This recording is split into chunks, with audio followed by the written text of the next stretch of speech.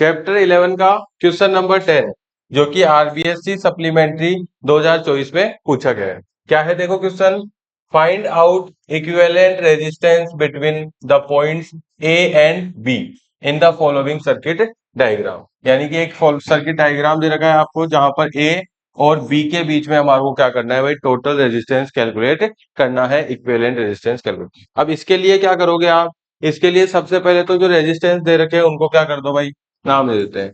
R1 मान लेते हैं, ये R2 हो जाएगा, ये R3 ये हो जाएगा और R4 ये हो जाएगा। यानी कि टोटल हमारे पास चार क्या हो गए, रेजिस्टेंस हो गए यहाँ पे। तो देखो मैं लिखता हूँ क्या, R1 हो गया कितना 4 ओम, R2 भी कितना हो गया 4 ओम, R3 भी कितना हो गया 4 ओम और R4 जो है वो कितना हो गया 8 ओम। इस तरीके से क्या हो गए टोटल चार। अब देखो सबसे पहले क्या करना होगा हमारे को, पहले हमारे को देखना है R2 और R3 जो है वो कौन से कॉम्बिनेशन में जुड़े हुए हैं। सीरीज कॉम्बिनेशन में है, तो सीरीज कॉम्बिनेशन में है तो क्या कर लो, let equivalent resistance of R2 and R3 is R dash. ठीक है, R2 और R3 का जो इक्विवेलेंट रेजिस्टेंस है वो मैं क्या मान रहा हूं भाई, R डैश मान रहा हूं।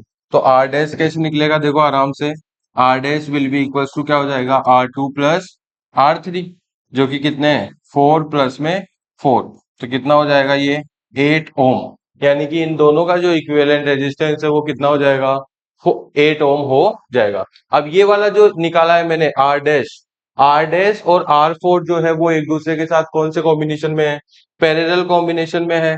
तो पैरेलल कॉम्बिनेशन में है तो इसके लिए देखो आपको क्या करना पड़ेगा, ये लो। ठीक है, अब क्या कर रहे हैं हम लोग, ध्यान से देख लेना एक बार डायग्राम को। R2 और R3 का अपन ने टोटल रेजिस्टेंस क्या निकाल लिया, R डैश निकाल लिया। ठीक है, और ये R4 कितना दे रखा है 8 ओम। तो दोनों का टोटल रेजिस्टेंस मैं मान लेता हूं क्या, R डबल डैश मान लेता हूं। ठीक है, let R double dash is equivalent resistance for R dash and R4।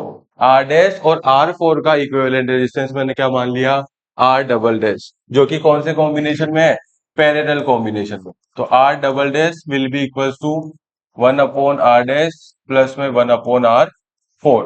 ठीक है, तो R डबल डैश अब हम निकालने वाले हैं जो कि किसका, इन तीनों का इक्विवेलेंट रेजिस्टेंस होगा। तो इन दोनों का तो आया था कितना 8 ओम और ये भी कितना है 8 ओम।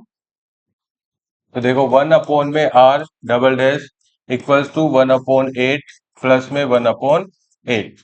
तो 1 अपॉन में R डबल डैश कितना हो जाएगा 8 आ जाएगा इनका एलसीएम, और ऊपर क्या हो जाएगा 1 plus 1। 1 upon R double dash will be equals to 2 upon 8 और R डबल डैश जो है वो क्या हो जाएगा 8 अपॉन 2। दोनों का रेसिप्रोकल करना पड़ेगा ना, दोनों को उल्टा करना पड़ेगा। तो R double dash will be equals to कितना 4 ओम आ गया। यानी कि तीन रेजिस्टेंस होगा R2 R3 और R4 का टोटल जो इक्विवेलेंट रेजिस्टेंस आया वो कितना आ गया हमारे पास 4 ओम। ठीक है, अब इसके साथ देखो ये जो R1 बचा है, इसके साथ R1 जो है वो कौन से कॉम्बिनेशन में है, सीरीज कॉम्बिनेशन में जुड़ा हुआ है। तो टोटल इस सर्किट का जो रेजिस्टेंस होगा, ठीक है, between A and B, between A and B total resistance में मान लूंगा क्या R। क्या लिखोगे आप यहाँ पे, let the equivalent resistance of R1 and R double dash. किस किस का देखो मैं मान रहा हूँ R1 और R डबल डैश का जो टोटल रेजिस्टेंस मैं मान रहा हूँ वो कितना R मान रहे हैं अपन, जो कि सीरीज कॉम्बिनेशन में जुड़े हुए हैं। तो R इज इक्वल टू हो जाएगा क्या R1 प्लस में R डबल डैश।